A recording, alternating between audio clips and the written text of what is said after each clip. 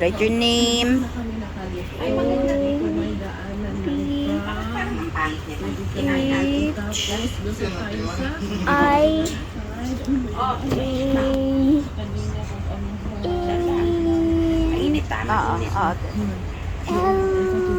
Sige na. Okay lang. Ito tuyot na. I B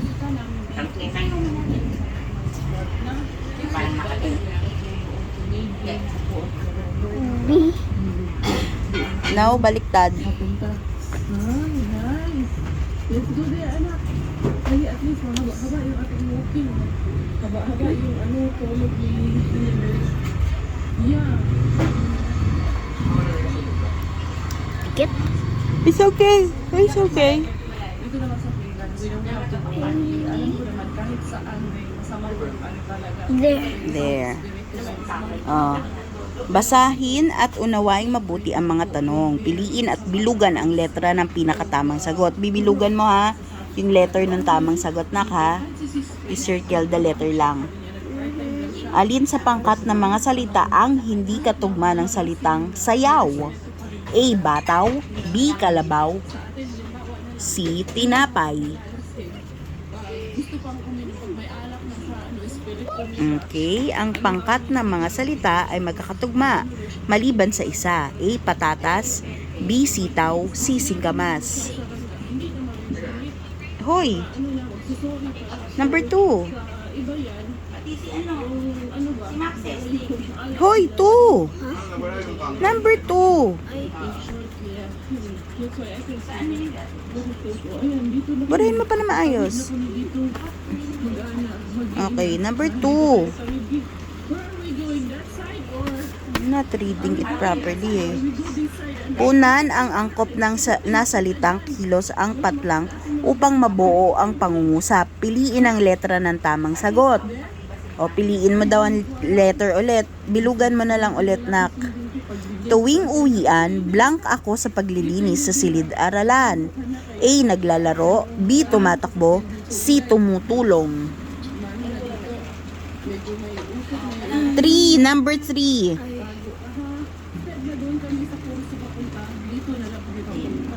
Alin sa mga salitang kilos ang tutugma sa larawan? It's this picture. That one. Blank ang tanghalian si nanay. A. Naglalaba. B. Nagluluto. C. Nagdidilig. Lulu. Opo. A. Naglalaba. B. Nagluluto. C. Sige. Piliin at bilugan ang letra ng kasing kahulugan ng mga salitang may salungguhit. 5. Ipinagpaliban ang klase sa aming paaralan kahapon dahil sa init ng panahon. A. Ipinatigil. B. Kinalimutan. C. Ipinagpatuloy.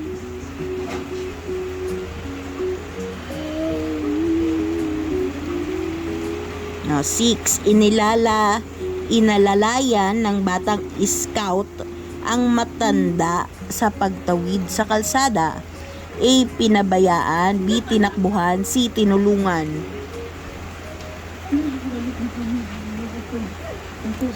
Is it down here? Number 6. Sige.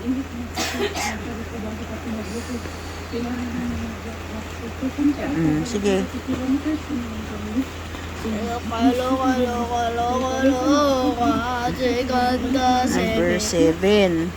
Number 7. Pagtuuloy. Basahin ang sitwasyon sa bawat bilang. Ano ang maaaring kasunod na mangyayari? Patuloy na pagtatapon ng basura ng mga tao sa ilog at dagat. A. Mamamatay ang mga isda sa ilog at dagat. B. Dadami ang mga isda sa ilog at dagat. C. Lilinis ang tubig sa ilog at dagat. Opo. You answer lang, don't ask me ha. 8. Patuloy ang pagkakaingin ng mga tao at pagputol ng puno sa kagubatan. A. Tutubo ang maraming damo. B. Lalawak ang tahanan ng mga hayop. C. Magkakaroon ng landslide at pagbabaha. Number 8.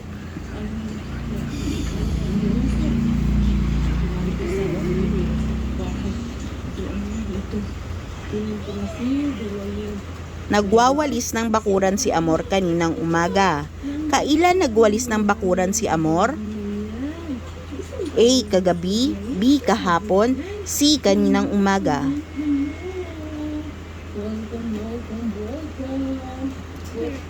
Masayang nagtutulungan sa paglalagay ng banderitas ang mga tao sa aming barangay para sa darating na fiesta.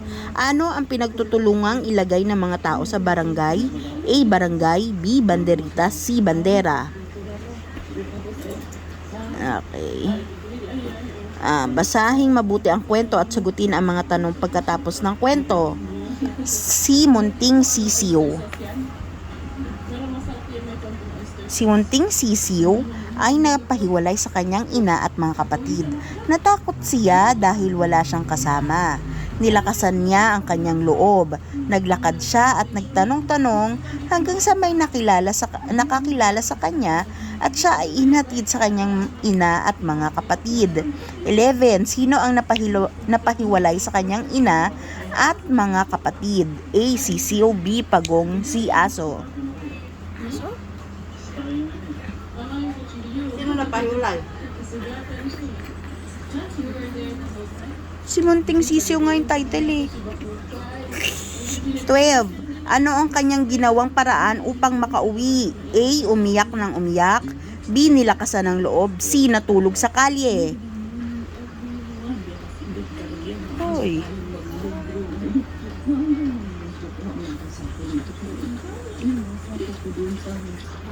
Thirteen. Ano ang katangian ni Munting Sisiw? A. Matatakutin, B. Iyakin, C. Matapang.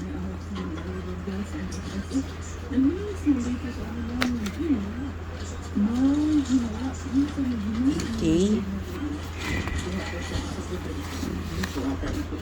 Last one. Sige. Kapatid niya.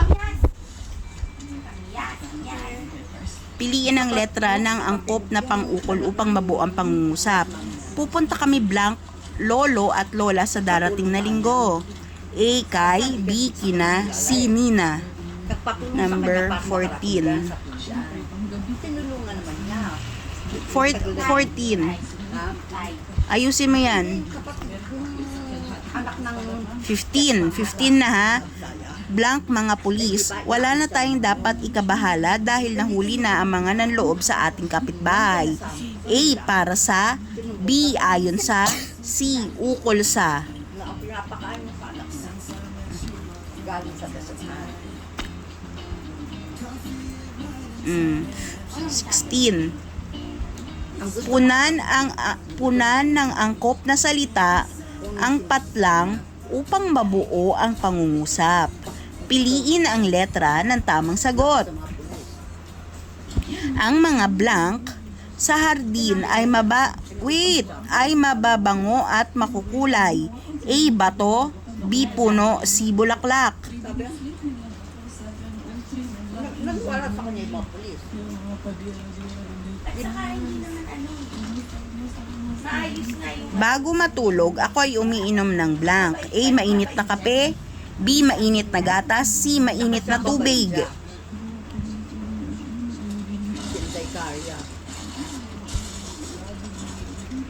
Saan ba? Hindi, Ingit na ingit ka sa kanya.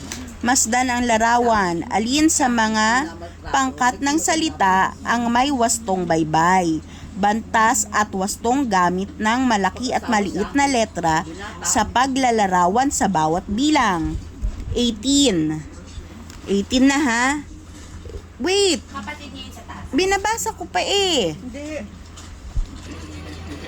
Masayang naglalaro ang mga bata. B.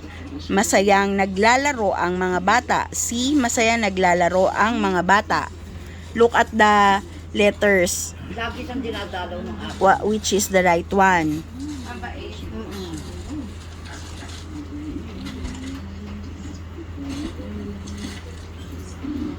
19. Wow! Ang ganda ni Ate Mia. Look at the differences. This is Ate Mia. This is Ate Mia. This is Ate Mia. That's 19.